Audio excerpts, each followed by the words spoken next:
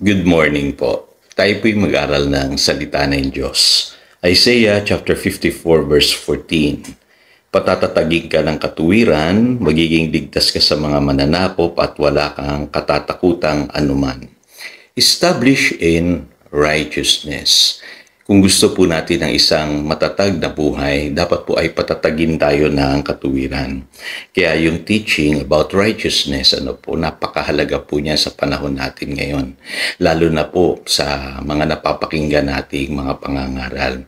Kadalasan po, naha-highlight po yung pong ating mga kahinaan, pagkakamali. Ang lagi naririnig natin ay yung sinasabing ang tao mahina, marupok, walang kakayahan, at higit sa lahat, makasalanan. At alam niyo po, pagka ganyan po yung lagi nating napapakinggan, naiisip natin na wala na tayong pag-asa pang magbago.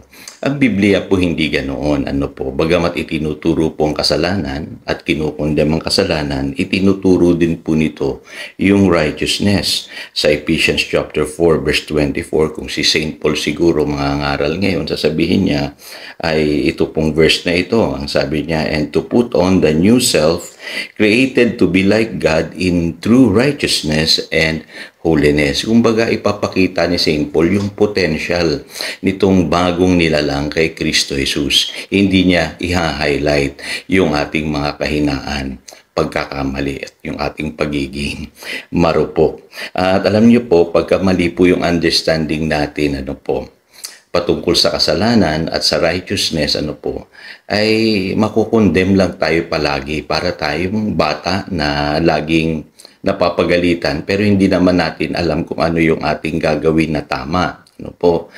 Ang Biblia po hindi ganoon. Gusto ng Biblia makita natin yung ating pagkakamali at the same time, itinuturo nito kung paano natin maitutuwid yung ating buhay. At ang magiging bunga po nun, ang mga Kristiyano po ay magiging matatag sa buhay na ito. Ma-establish tayo in righteousness. Mawawala sa atin yung pagiging carnal, worldly, at yung mga mahilig mag-compromise sa mga Kristiyano. At the same time, madidiscover natin yung ating pong ability, yung ating potential. Hindi na natin makikita yung sarili natin na mahina, marupok, laging nagkakamali. Makikita natin yung sarili natin na isang bagong nilalang kay Kristo Jesus, created in true righteousness and holiness. Ngayon, mapapansin niyo po sa Biblia, ang righteousness, bukod sa tinanggap po natin yan mula sa ating Panginoong Jesus sa pamamagitan ng pananampalataya, sabi sa Romans chapter 3 verse 22, dapat din po ay sanayin natin yung ating buhay, sa katuwiran. At alam niyo po, ang pinakamabisang pansanay po sa ating pong buhay ay ang salita ng Diyos. Sabi po sa 2 Timothy chapter 3 verses 16 to 17, all scripture is God-breathed and is useful for teaching, rebuking, correcting, and training in righteousness, so that the man of God may be thoroughly equipped for every good work. At hindi pala tayo iniwanan ng Panginoon na walang sandata o walang tools para masanay tayo sa katuwiran.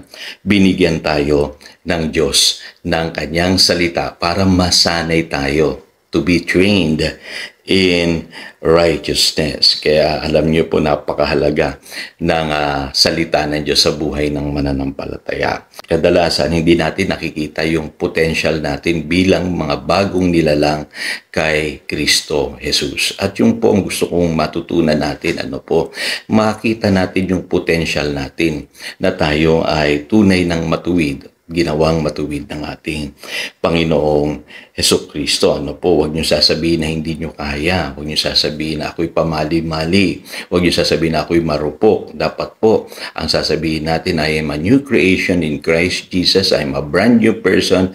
I can do all things through Christ who strengthens me. Kasi sa pamamagitan po ng salita ng Diyos, nare-renew po yung ating isipan. Kaya makakatulong po palagi yung sinasabi natin kung ano yung sinasabi ng Biblia patungkol sa atin.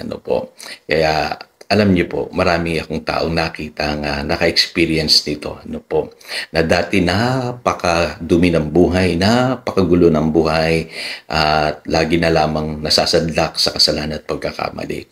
Pero nung sila po ay naniwala na kaya silang baguhin ng Diyos at araw-araw kino-confess nila yung mga pangako ng Diyos, namumuhay sila ng may pananampalataya kung ano yung sinasabi ng Biblia patungkol sa kanila, naranasan nila yung pagbabago, naranasan nila yung righteousness. At alam niyo po, napakahalaga po no na ma-experience natin ang righteousness. No? Hindi lamang tayo binilang na matuwid ng Diyos, kundi talagang tayo ay namumuhay ng matuwid. Ano po? At panghuli, ito mahalaga. Take advantage of your righteousness. Kaya kanina po doon sa Isaiah 54 verse 14, makikita ninyo yung buhay na matatag pinatatatag ng katuwiran. Kaya sa buhay na ito, magiging bold tayo like a lion. Sabi sa Proverbs 28 verse 1, pwede nating exercise yung authority natin over the works of the enemy dahil tayo'y ginawa ng matuwid ng Diyos.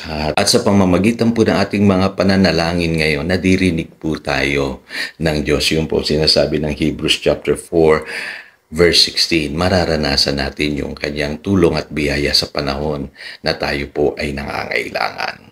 At higit sa lahat, ano po, yung sinasabi sa Isaiah 54 verse 14, mawawala sa atin yung takot.